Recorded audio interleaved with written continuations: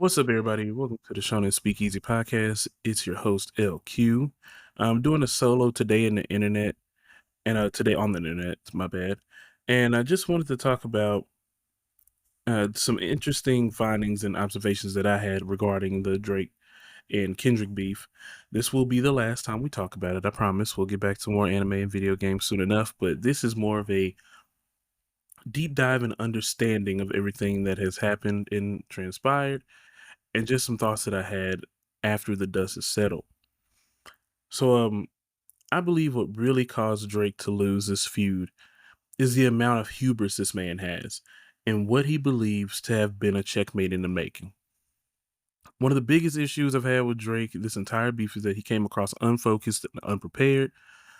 And from the very beginning, he came forward with information that was either not that important, you know, Kendrick being short, who cares?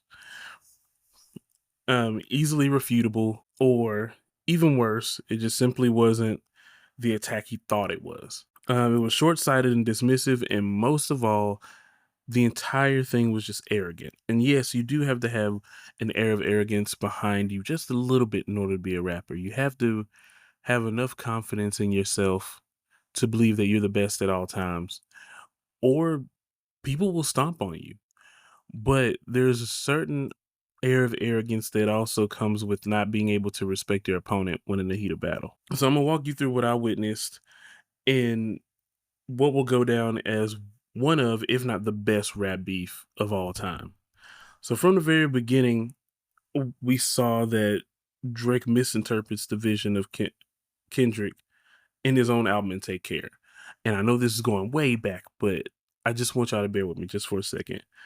Drake introduced Kendrick to a side of life that K Dot was not privy to, and not only that, it made Kendrick anxious and jealous to be able to bear the fruits of his labor, right? And then as the years pass on, Kendrick sheds himself of those expectations, seeing continuous success and even gaining the recognition that comes along with it.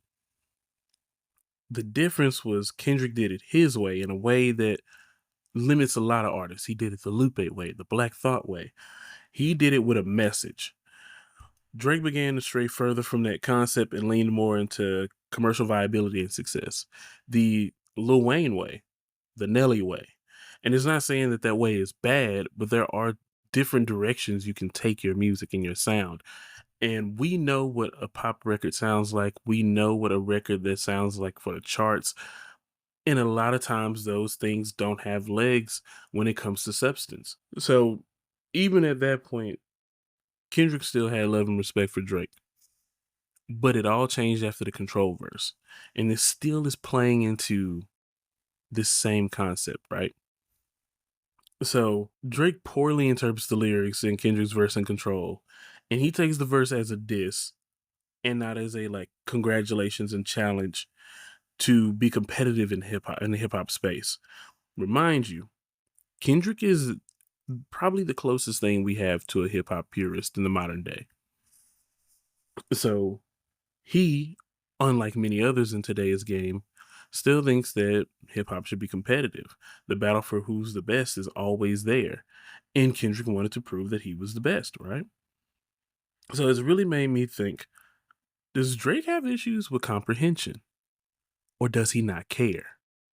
See, and the reason why I say it's an issue with comprehension is because even when I read the lyrics and when other artists heard the verse, a lot of them didn't take it as insults. Most of them actually took it as props and more of the congratulatory statement of being top artists in the game that are well respected. So I'm like, I'm sure that it's both things. I'm sure that it's also comprehension, but the other main thing that I was thinking about is the most crucial part of the situation is that Drake was bitter towards the competition for another reason. It dealt with his arrogance. He was already famous. He was making waves in the industry, coming off multiple successful singles, timeless collabs, and you dare say I'm in the same conversation with these rappers? Like, granted, we look at all of these other rappers that were mentioned in the verse now with some pretty high regard, especially Tyler the Creator, Mac Miller, rest in peace. Like, Big Crit is still like the king of the underground. So in this time period, a lot of these, some of these guys didn't even put out like their debut album yet, or they were still in the area of where like their mixtapes were their best work. So he was probably also in this space of thinking, do you not know who I'm signed to? Do you not know who I am? I helped make you. Who took you on tour? Who put you on Take Care? So Drake takes to the interviews and he scolds Kendrick publicly for not keeping the same energy he felt in the Control verse, which once again is a complete misinterpretation because Drake was expecting static when there was none. Once again, it's supposed to be friendly combatants, and he completely misconstrued that. So, years after years, Drake goes from critiquing to trying to stand an olive branch, and this has been covered extensively of him just like throwing a jab, then trying to congratulate Kendrick, throwing a jab, and then wanting to shake hands, and even making Kendrick out to seem like he was the bitter artist who didn't let things go. And that's because the olive branch was continuously rejected. But also, it felt like it was a half hearted olive branch, right? So, this is when the Cold War begins and all the things I just stated happened. But Kendrick proves himself to be correct about one thing: a man with an agenda cannot be trusted. He keeps telling people over and over again in these diss tracks that Drake is a master manipulator. He says it in Euphoria.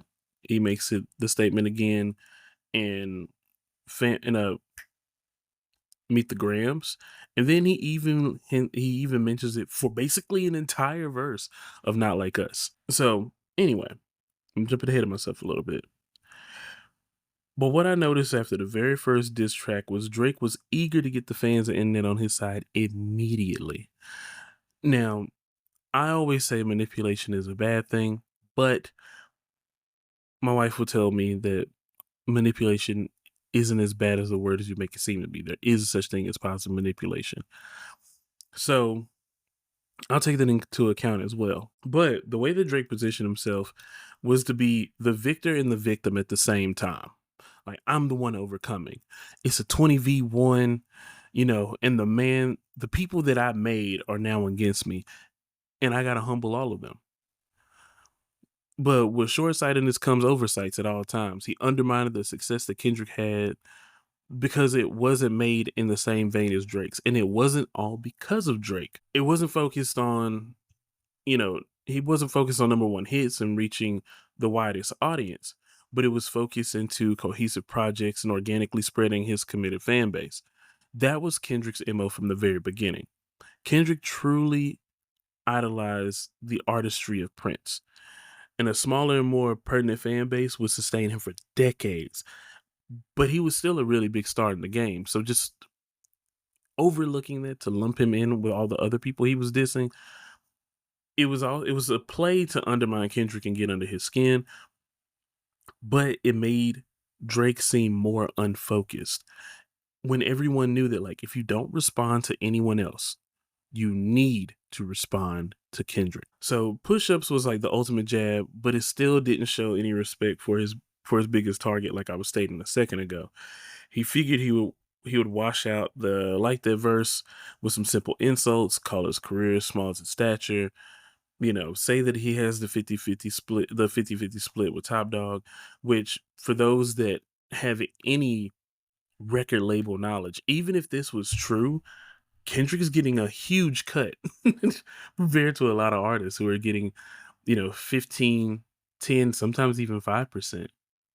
Or are you truly in the worst of 360s? You're not getting anything back and all your money was given to you up front, right? So his strategy was the same as it was against Meek Mill, but this time it was for, he had way more targets to hit. And the craziest part is he made even his biggest target small. Like, if you're going to talk about, if this argument is about a big three and where your standings are within that big three, yes, you can say that Kendrick isn't in the big three to downplay him. But for the whole start of this beef, you two are two of the top three most prominent and recognizable rap figures in this current day and age. So when you examine the lyrics and demeanor of Drake, it's so interesting to me because it made me consider how I approach tasks of importance. Like, am I continuing to undermine and underprepare for the things that should be way more important? Like, is my level of importance and consideration for these things just completely out of scope and I need to refocus? I need to take these things way more seriously because they may actually be much greater tasks than what I'm giving them credit for. So, anyway, beside behind the scenes, Drake makes light of Kendrick.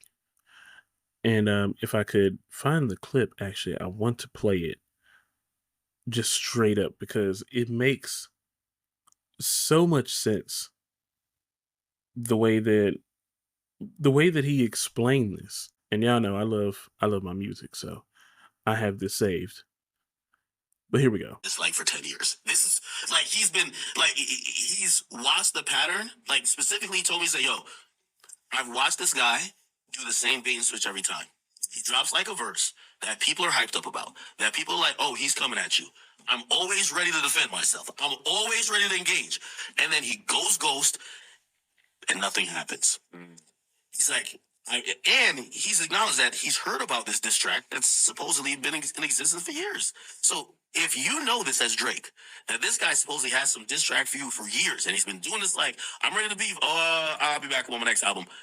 You had to get prepared for this moment, and everything and the energy he's gave me was, yo, I'm ready for it. I'm just hoping now is the time. I think that's why you see he's doing a lot on social media too, Drake.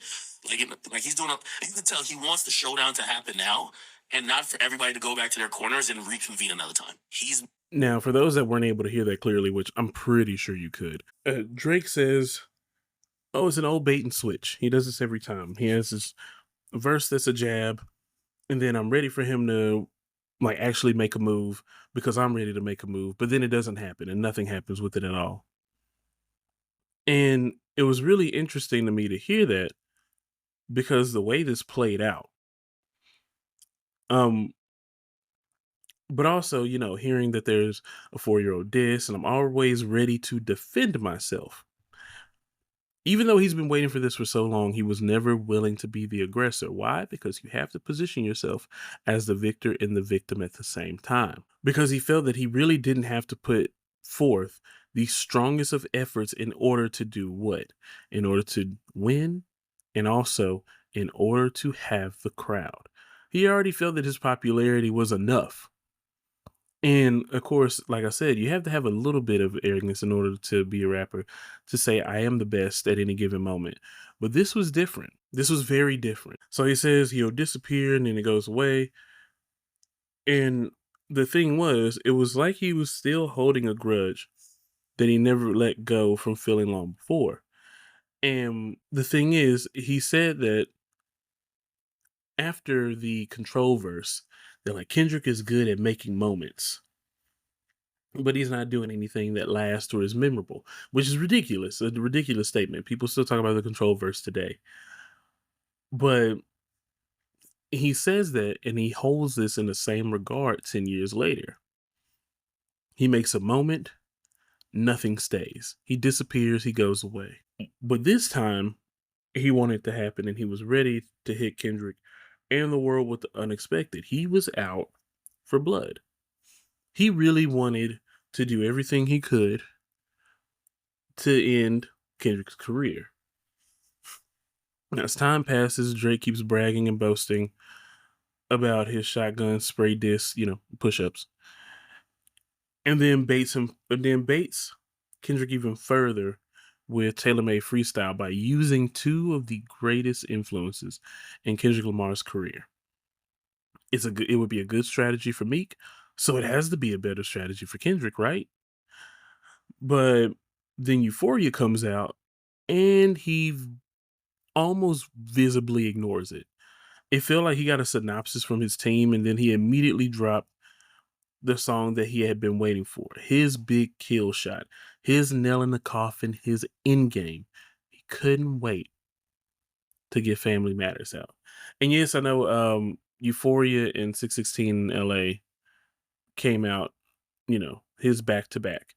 But I just want to get to like the main points. I don't want to relive the entire beef for y'all. We already did that episode. So my thing is, just because you land a power punch doesn't mean you knocked out your opponent.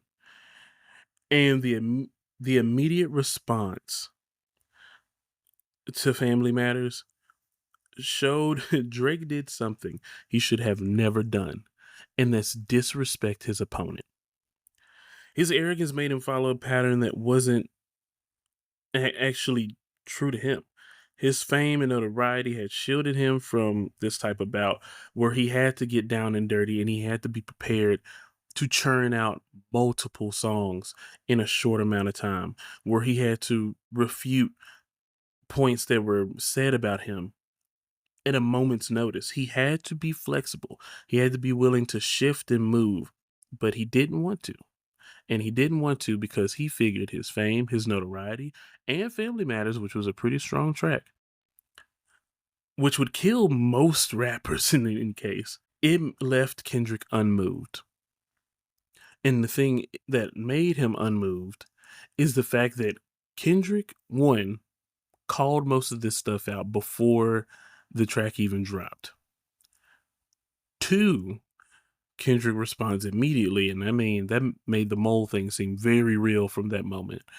I still believe that it's definitely real. That was definitely a mole. But anyway, getting back on topic, Kendrick had been just as prepared for war as he stated in 616 in LA, and Drake completely undermined that. He was gonna have to go to the depths of hell to win, and he truly wasn't ready. Honestly, he wasn't ready to put in enough effort to assure the information that he had provided was correct, or even research his opponent to make sure that he wouldn't come back. And this is why 616 in LA is actually my favorite song in the beef, because not only does it serve as a good warning of what's to come, it's a solid diss track on its own because he is willing to basically, big bro Drake and give him some advice while also scolding him in the process for just not being a likable person, for not being the man that he thinks he is, which is very critical of Drake because a person with that much arrogance also moves off of the acceptance of their peers. It chips away slowly at the person.